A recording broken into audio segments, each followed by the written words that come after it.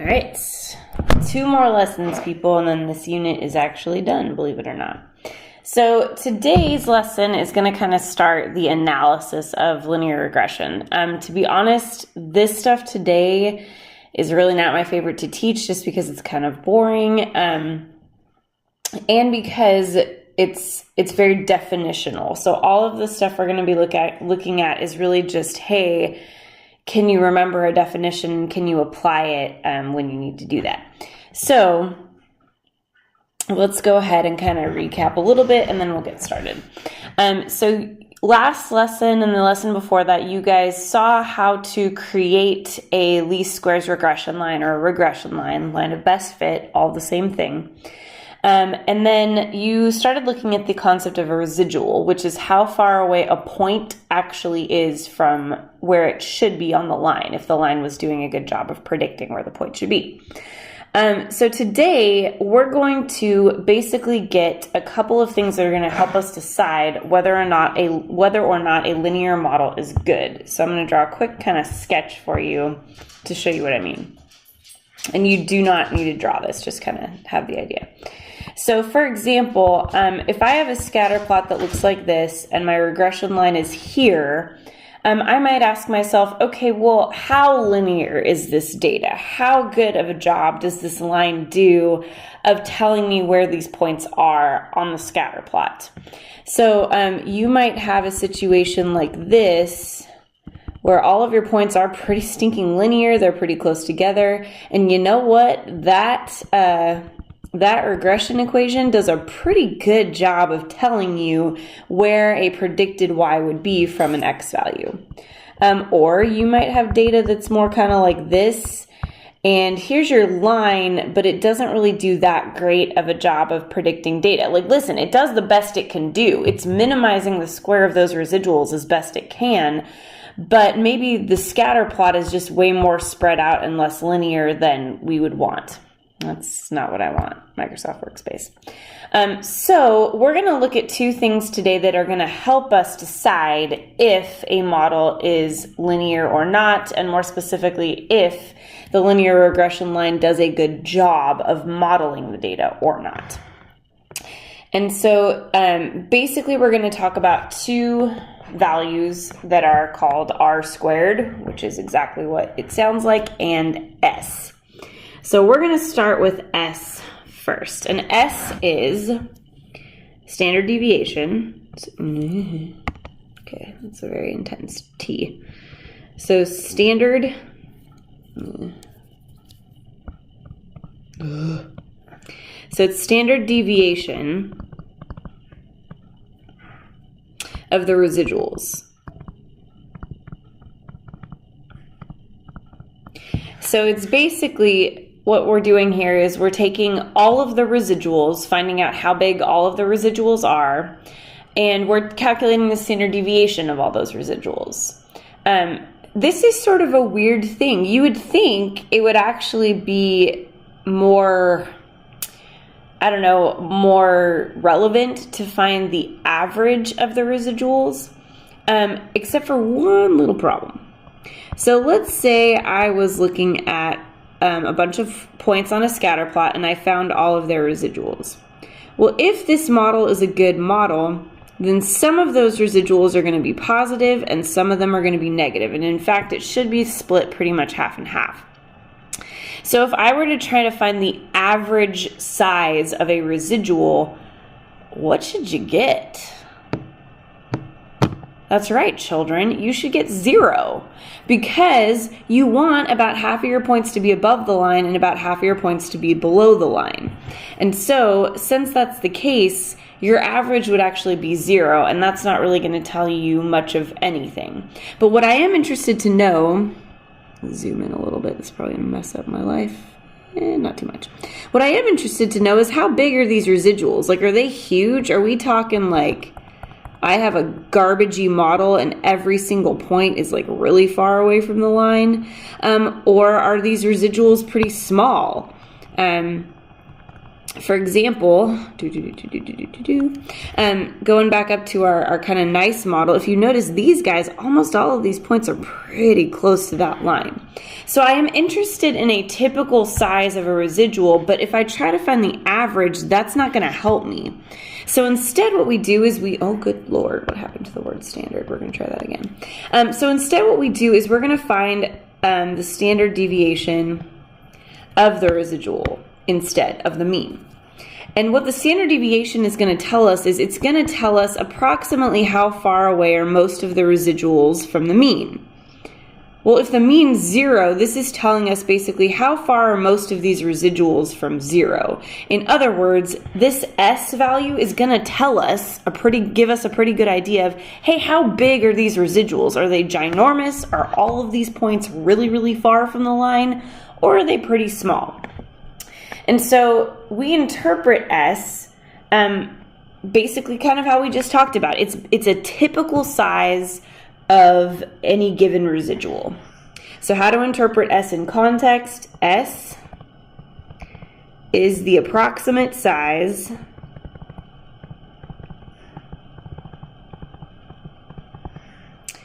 of a typical residual.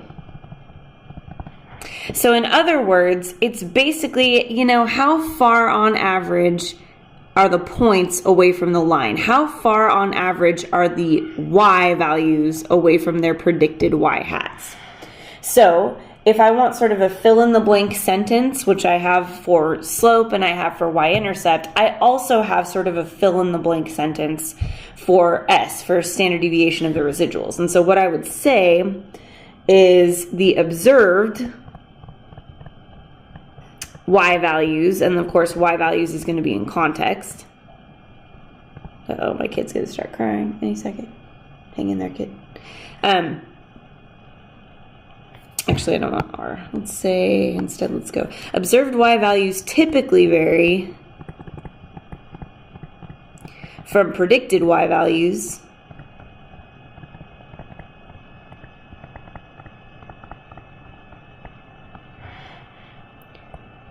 by whatever S is, and then the units in context.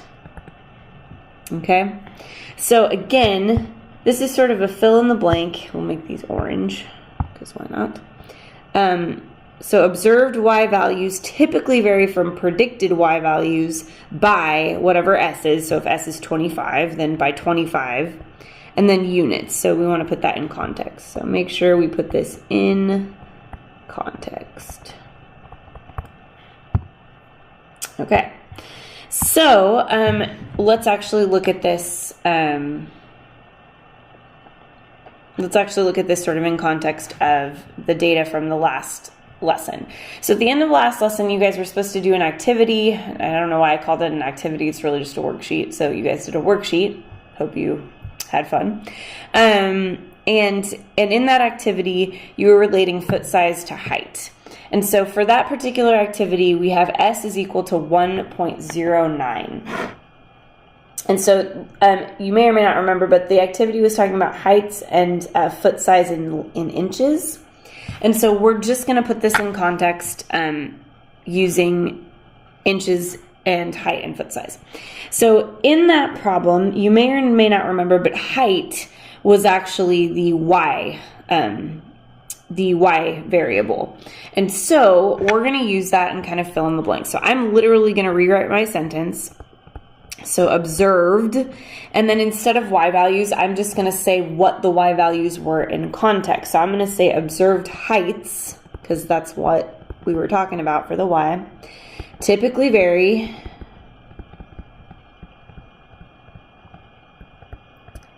from predicted heights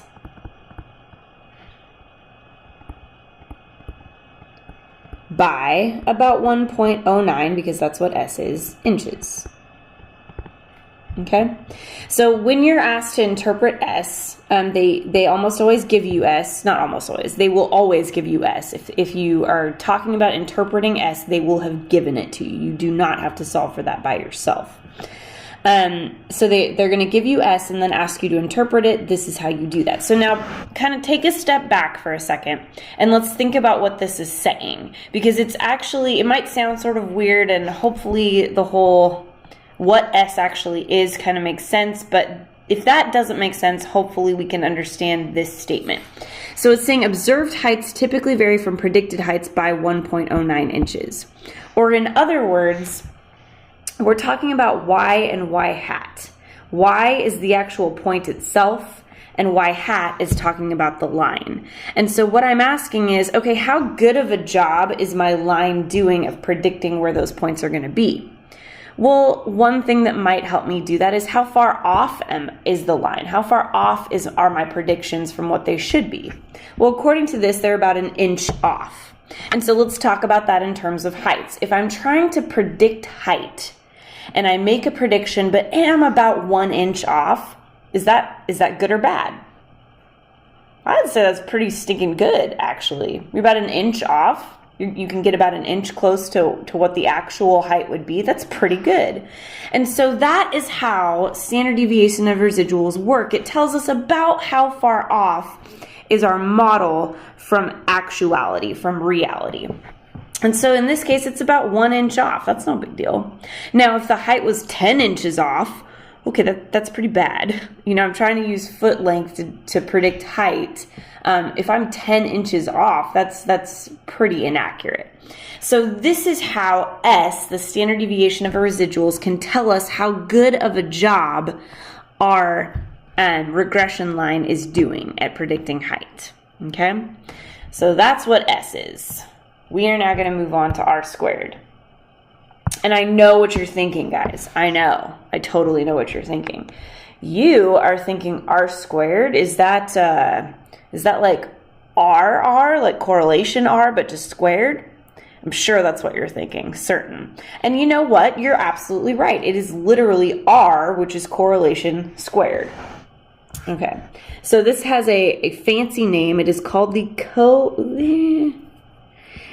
coefficient of determination. Fancy, right? And this is literally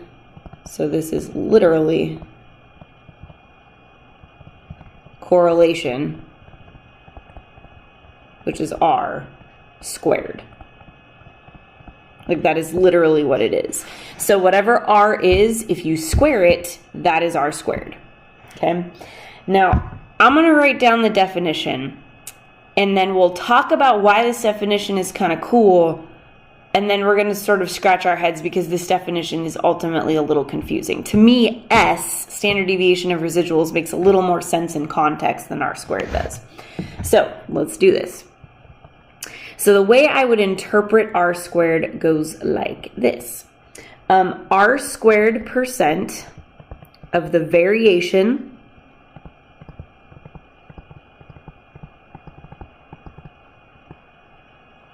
in the y variable, and again, this is a fill in the blank, is accounted for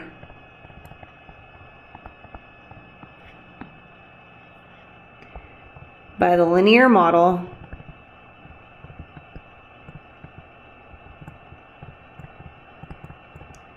relating the x variable to the y variable. And I know you're like, oh, now it's clear. Thanks, Brissette. I know, totally know. We'll talk. Okay, so R squared percent of the variation in the y variable is accounted for by the linear model relating the x variable to the y variable.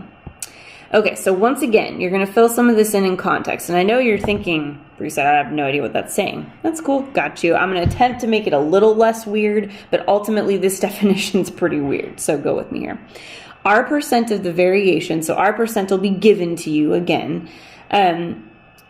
You do need to say what the y variable is in context. You also need to say what the x variable is in context, and then again the y variable. So just make sure we do this in context.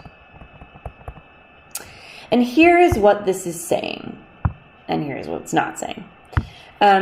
So what it is sort of saying, and again, you don't need to graph this exactly, is if I look at my scatter plot, this little guy that I just drew. Here's X, here's Y. Talk about it for a second. So how would you describe it? What's the form? What's the direction? What's the, oh my gosh, strength. Yeah, there we go. So what's form, what's direction, what's strength? So take a second, discuss with your group. Pause this if you'd like. Okay. I'm going to argue, well, you'll probably all agree with me here. This is going in a positive direction, certainly. It's not super strong, but it's not super weak. So I might say it's sort of moderately strong, moderately weak, however you want to see that going. And I would argue that it is linear. It's not really curved. So here is what R squared is saying. Ultimately, R squared is saying, okay, for an X variable, if I have a big X variable, like an X variable on this side of the graph, does that tell you anything about the Y variable? And I would argue in this case, well, yeah, it does. It tells me that if I have a big X variable, I'm guessing the Y that matches with that X is also going to be big. So big X means big Y, essentially. That is what R squared essentially is saying. So what it's saying is, let's say our R squared is 93%. What it's saying is, I can kind of predict with about 93% accuracy what Y is approximately going to be if I know X. So meaning, for my foot length and height problem, if I know someone is 6.5 feet tall, 6.5, that's really tall actually. So if I know someone is 6 feet tall, I can predict what their, oh no, I'm sorry. If I know somebody's foot length is like 15 inches, I can predict with pretty good accuracy, with about 93% accuracy, what their Y is going to be. That's essentially what R squared is saying.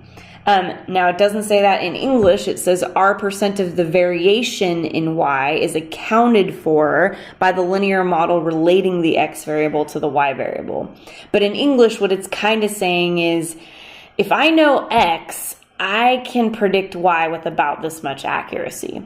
Now, you would never, ever, ever say that. In fact, when you're interpreting R squared, you can't freelance it. Like, this is what you can say. You can't say anything else. But ultimately, the way you want to think about it is R squared is going to tell you, it's going to give you a percentage for how accurate your linear model is. So for example, if I have, again, a really good linear model, most of my points are pretty close to that line, I'm going to have a very high R squared. It's going to be like 90, 93%. Versus if I have a garbage linear model, something like this, my R squared would be like 40%. And so that you want to think of it in practicality as, this is how accurate my model is. But you would never actually say that. You would just spit out this sentence. Okay? So let's kind of look at the next example, and then we'll keep going. And I'm sorry, this is a lot more of me lecturing today. I hate this lesson, so just telling you. Okay, so R squared for the linear model relating foot size to height is 0.79. They would like you to interpret this value in context. So let's talk practicality first. 0.79, that's 79%. How good of a job is this model doing? Oh, Bree said it's doing, I would say, like a C+ job. Well, yeah, yes it is. In fact, that's absolutely perfect way to look at it. So this model's doing a C+, B- job. It's doing okay. It's not amazing, but it's pretty good. So again, R squared is another way to check how good of a job our linear model is doing. So now let's practice actually putting this garbage in context. So first I'm starting off with R squared percent. So I'm going to go ahead and put 0.79 in as a percent. So 79% of the variation and in this case we're looking at height, is accounted for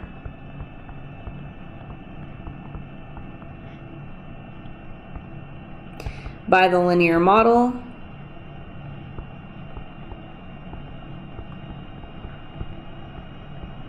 relating foot size It's my x variable to height.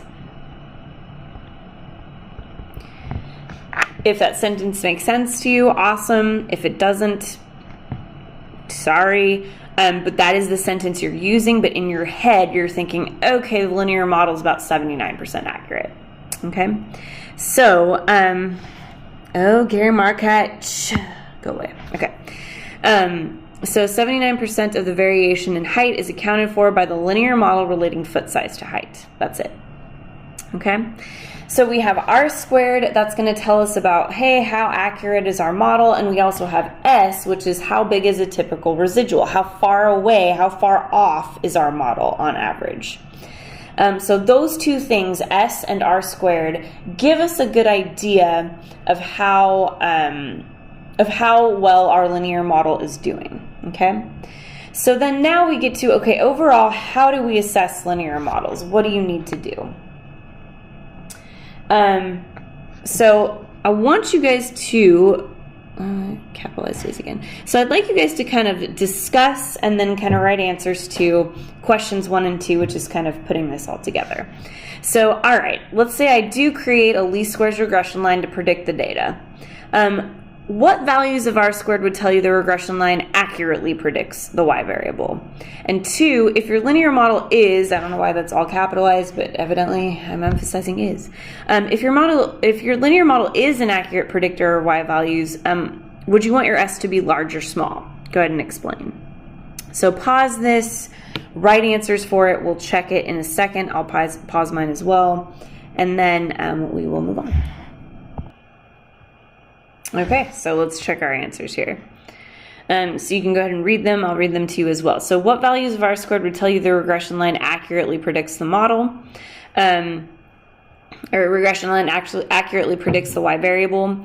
R squared values that are close to 100%. This would mean that most or all of the behavior in the y values can be predicted by the linear model.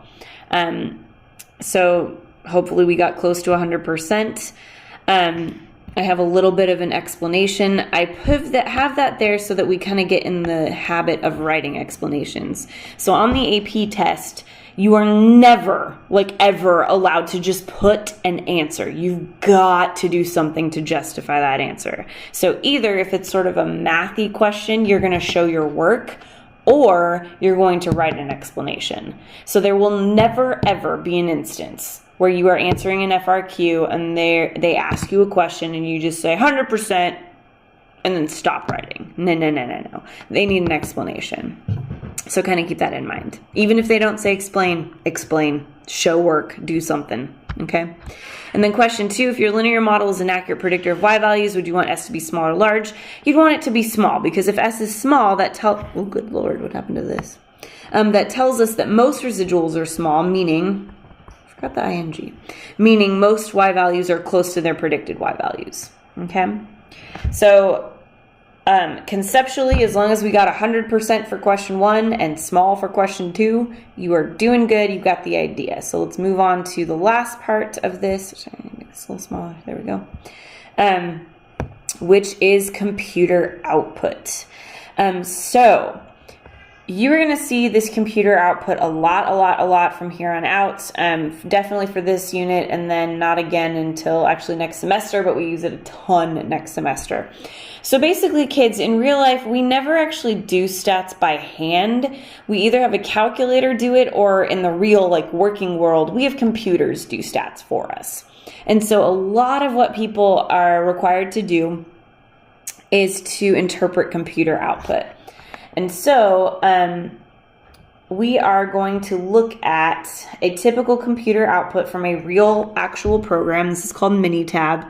And we're going to talk about what parts of it you use and what parts of it you do not. Okay, so I'll super sort of zoom in. Oh, no, I didn't want to move it. Come back. There we go. Okay, so I'm going to no, that's not what I want either. Word. I'm going to super zoom in on this so we can kind of see this, and I'd like you to also sort of annotate what I have.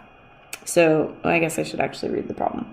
So I will read it to you and then we'll talk about it. So social rejection. A study was done that shows that social exclusion causes real pain. That is activity in an area of the brain that responds to physical pain goes up as distress from social exclusion goes up. A scatter plot shows a moderately strong linear relationship. The figure below shows Minitab regression output for these data. So all right, we're saying, okay, social exclusion, looks like we're going to sort of see how social exclusion and physical pain or distress are related to each other. So let's chat. Okay.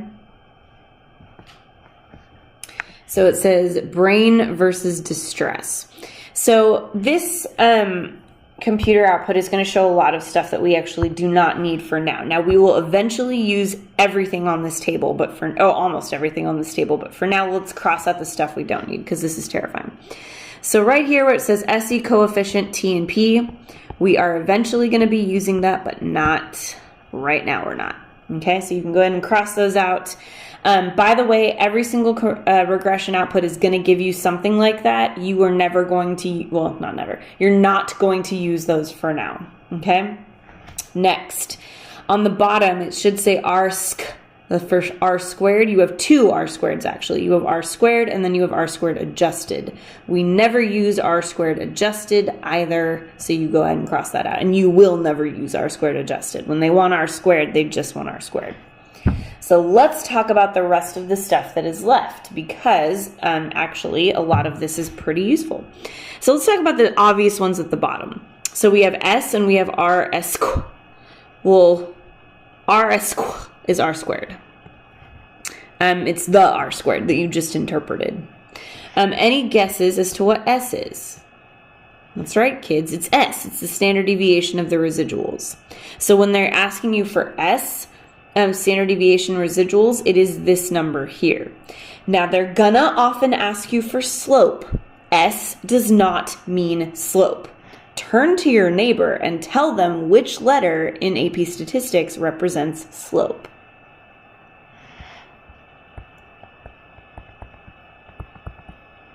That's right, kids, it's B.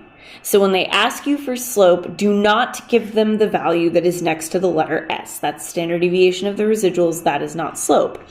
But I'll tell you what, slope is on this output. It is on this guy here. And in fact, slope is here and y-intercept is here. You have a 50-50 shot of guessing which one is which. So good luck to you. Oopsie, come back down. So let's see how you did.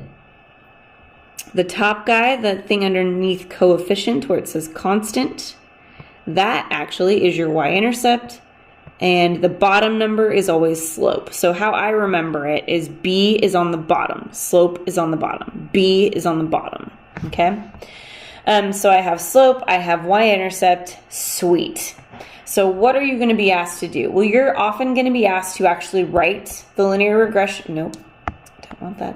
Write the linear regression equation, and then you're also going to be asked to do multiple other things. So they might ask you to find a residual, they might ask you to find R squared, they might ask you to interpret R squared, lots of stuff. So I would like you, I believe, I would like you guys, nope, to go ahead and take a few minutes right now and answer questions A, B, C, and D. So go ahead and pause the video. Try each of these. It's going to take you a little while, and then we'll check and see how you did, okay? And if you're ready or if you've already done this, then we are moving on. Okay, so part A, it says write the equation of the least squares regression line for predicting brain activity from social distress score, okay? So let's chat. We are going to be writing the equation y hat equals a plus bx. And so they want you to start by writing the equation. Okay, well, I need an a and a b, and the output gives me an a and a b. So sweet. Let's go ahead and write that. So we'll do y hat equals a, which is negative 0.12608, plus b, which is 0.060782. times x. Okay. Good news, kids. If you wrote that equation, you are partially correct, and you would certainly not get full credit on an AP exam. The heck, Preset? I wrote the right equation. You did. But in AP Stats, we are really, really, really big on labeling. And so if you write an equation like that, you need to say what y hat is, and you need to say what x is. Okay. Well, let's start with y hat. Y hat is predicted y value. So what in this explanation is being predicted? Is it brain activity or distress?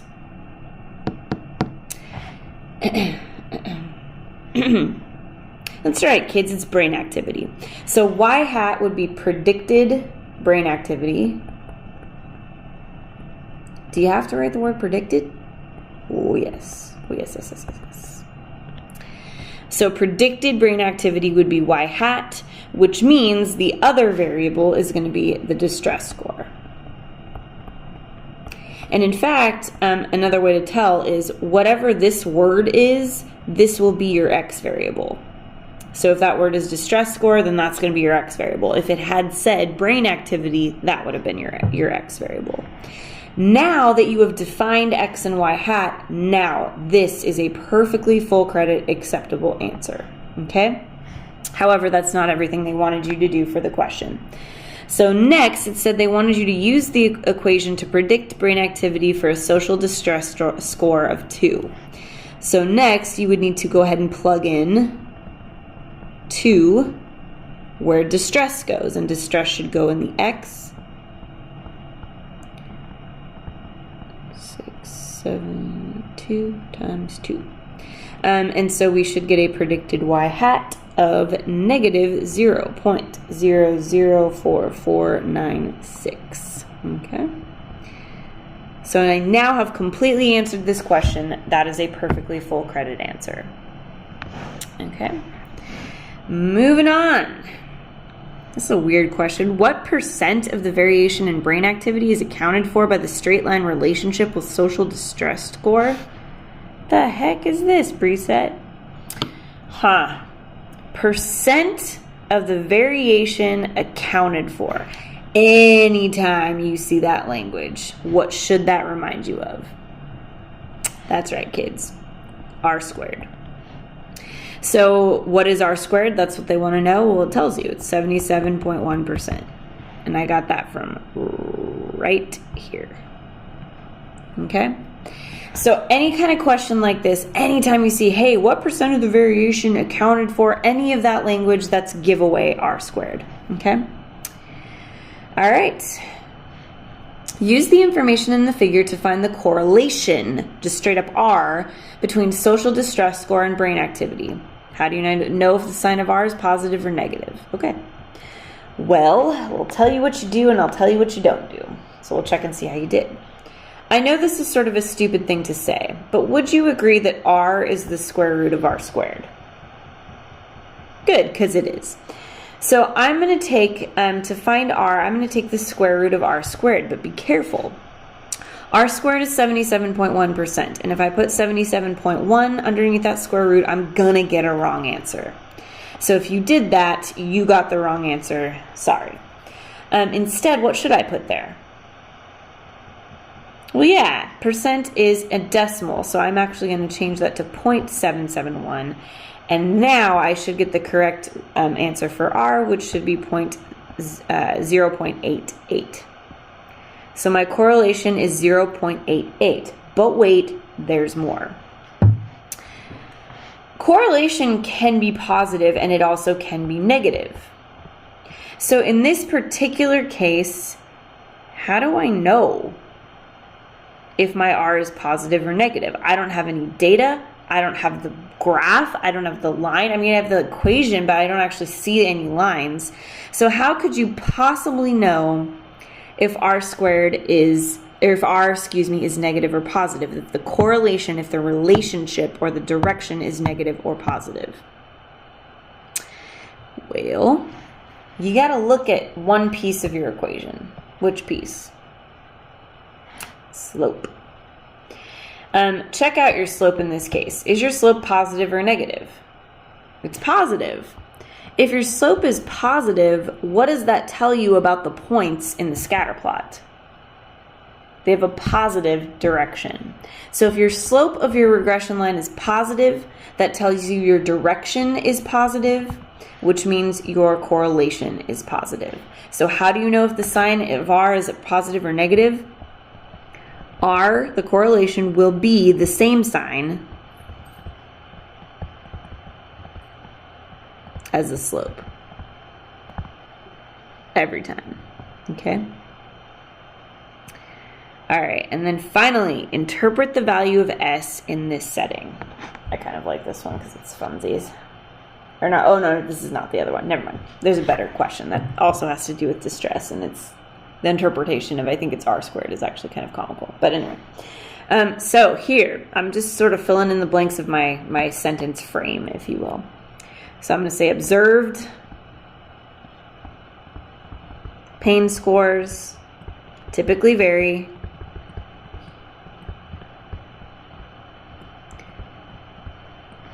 from predicted pain scores by 0.0251. And I don't really know what we're scoring, how we're scoring this, what units we're using, but I'm assuming if it's a score, we can go ahead and assume we're using points. So typically vary from predicted scores by 0.0251 points. Pain scores, sorry. There we go. That's it. So I'm filling in the blanks. That's what I should have. Okay. So folks, that is S, that is R squared. Your job will be to interpret both of them. In fact, this problem that you just did is a pretty good representation of what you might see on a real AP test and certainly what you will see on your homework. Okay. So that's S, that's R squared, and both of these are used to evaluate whether a linear model is good or bad. Okay. Peace out, y'all. Have a lovely day. Time to make dinner for my family. Goodbye.